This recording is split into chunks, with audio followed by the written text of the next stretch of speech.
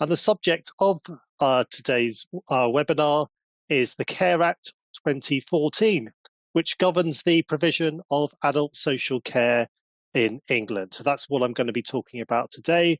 I'm going to be taking you through the main provisions of the CARE Act and some interesting cases as well associated with the CARE Act. So it's very much an overview of how the CARE Act actually works. And here's my agenda for today. So after looking at some initial provisions of the CARE Act, we're going to look at the assessment process, which is very important, how to establish eligibility for services, the care planning process, which is all about how services are provided, as well as looking at key case law and the cap on care costs, which we're expecting to be introduced sometime in the future. And I'll come back to when that might be later on today. What does the phrase unable to achieve an outcome actually mean? Well, luckily, the regulations define what this term means, and it can mean one of four things. First of all, that the person is unable to achieve the outcome without assistance. Secondly, that they're able to achieve the outcome without assistance, but this causes significant pain, distress, or anxiety.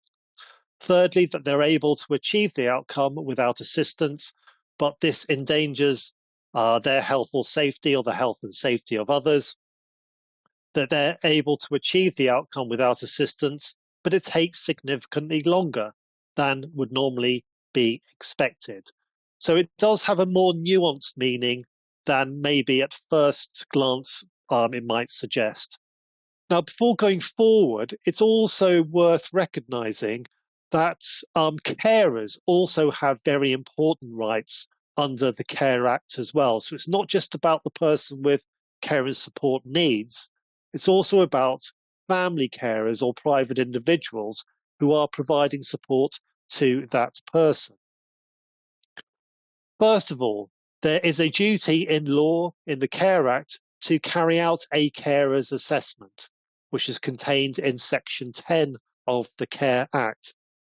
So this duty applies where it appears to a local authority that the carer may have needs for support, whether now or in the future.